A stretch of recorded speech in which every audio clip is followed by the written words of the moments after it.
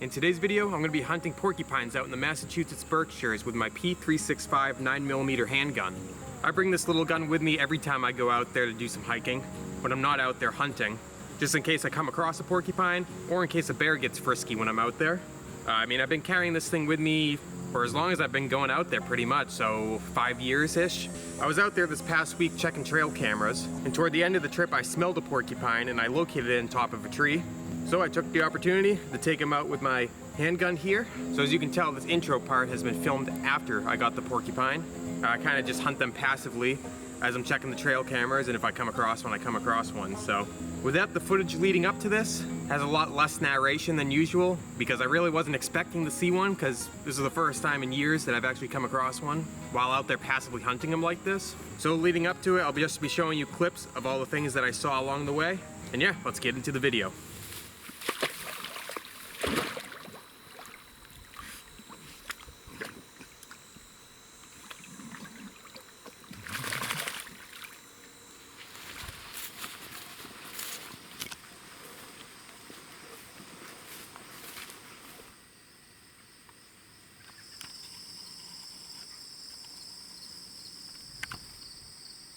I just jumped a bear.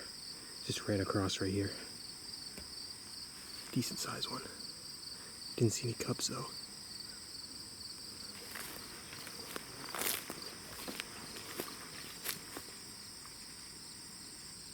It's in the tree.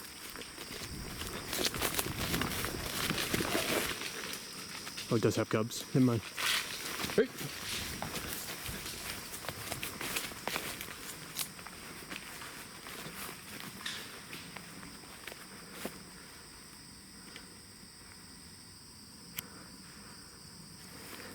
Never mind.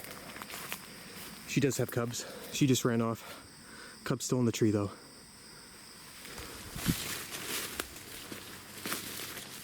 Oh no. Oh, camera's backwards.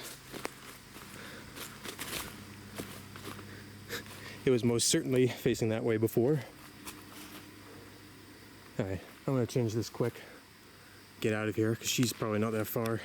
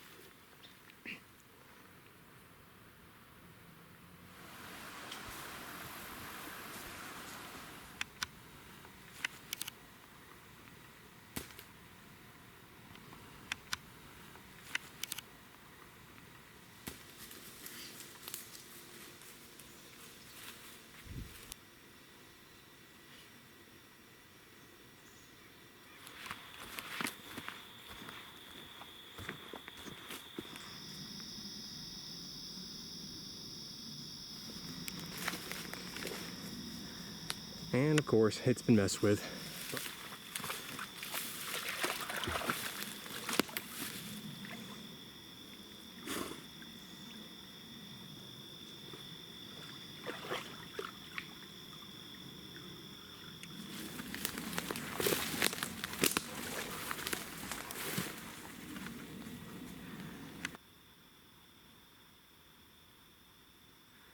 Alright, so I'm all done for the day. Got this camera reset.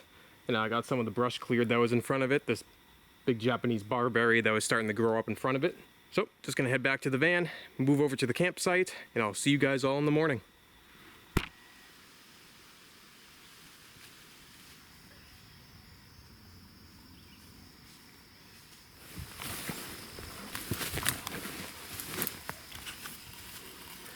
Alright, there it is.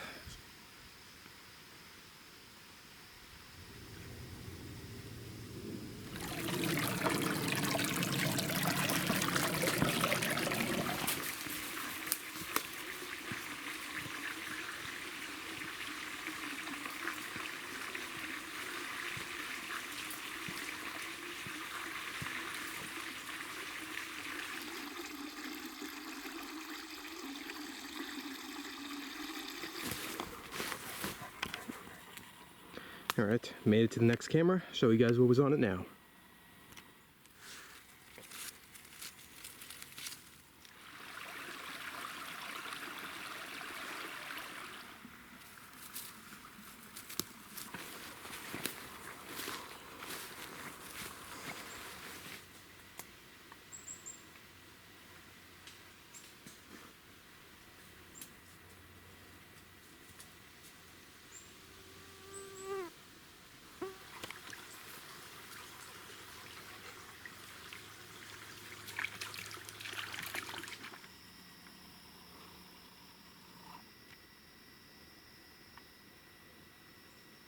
We got us a porcupine. I actually smelled them before I could see them. They have a very strong odor. Reminds me of like a petting zoo or like a zoo in general. But alright, I'm gonna get myself set up, take this guy out.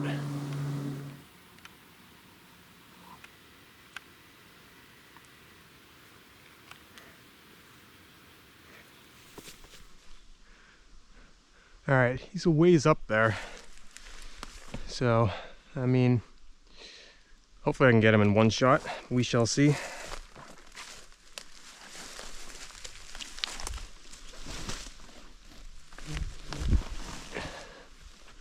Back up, Jess. Back up. Back up. Back.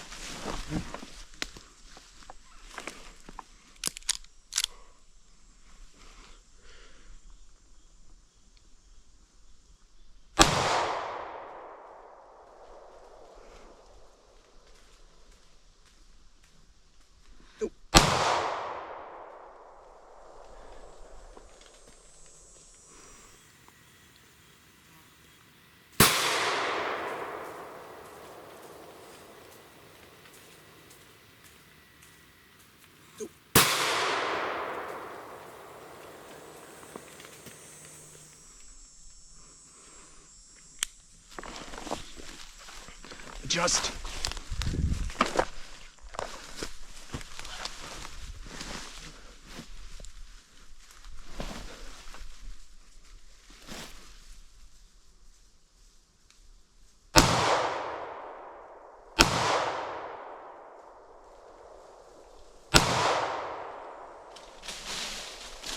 Nope, leave it.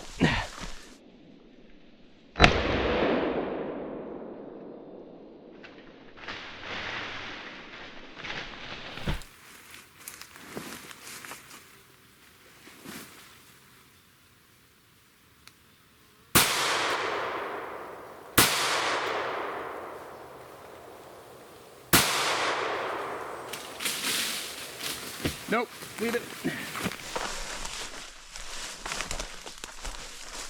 Leave it. Good girl. Well, 5 shots. I don't know if I hit him before or what.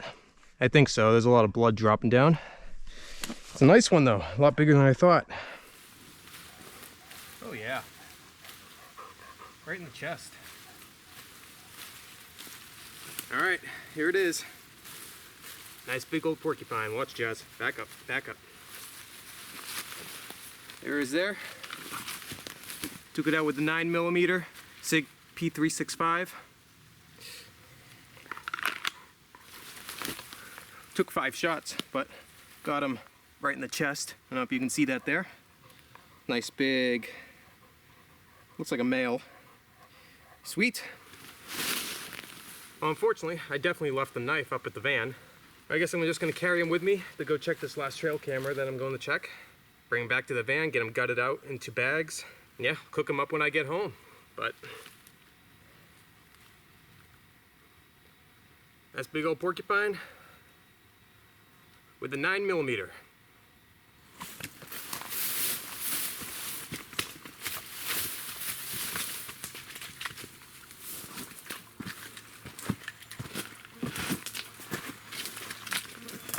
Alright, so I'm going to be making a porcupine stew with this porcupine.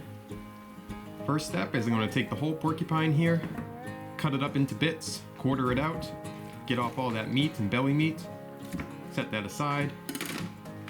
Then I'm going to turn the stove top onto medium-high, get my oven going up to 375 degrees. Then I'm going to take out my pot, oil the pot. I'm using butter. Let that melt down. Once it's melted, just going to brown all the sides of the porcupine, about 15-20 minutes, flipping it every 5 minutes or so.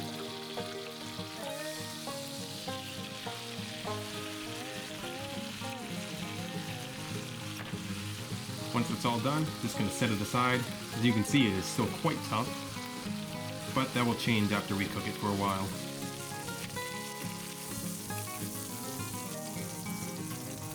Then in the same oil, I'm going to cook the celery and the onion that I diced all up. Cook that till the onion's golden brown. Once that's done, just going to add some tomato paste and a 1/4 cup of flour. Mix that constantly for about a minute.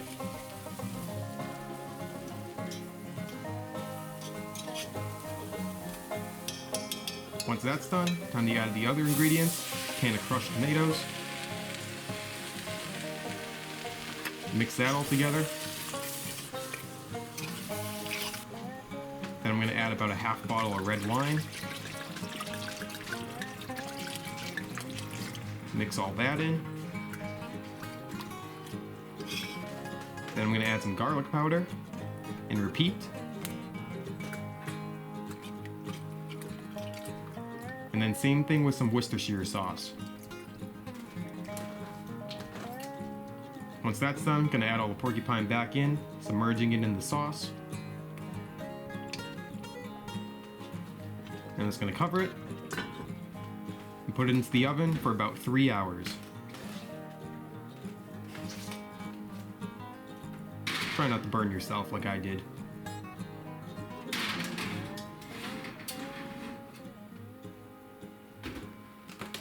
While that's going, I'm going to bake some potatoes as well.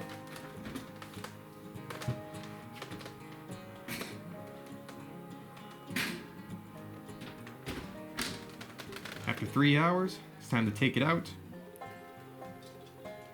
Test it, see how the porcupine meat's coming along. It should be starting to fall off by this point.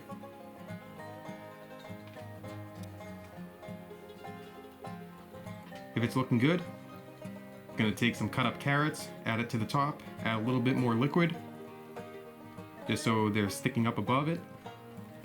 Put it back into the oven for another hour, with the lid off this time. And while that's going on, I'm going to peel the potatoes.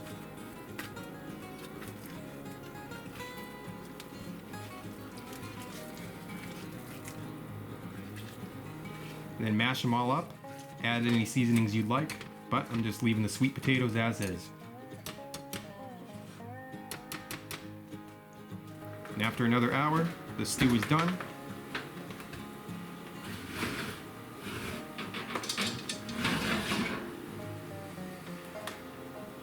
Take it out, let it cool off, and it's time to eat. Alright, so here it is here. Looks great. And I won't lie, this is being filmed quite a few days after I cooked this, so I've pretty much eaten the rest of it already. But I'm going to pretend this is the first time for you guys.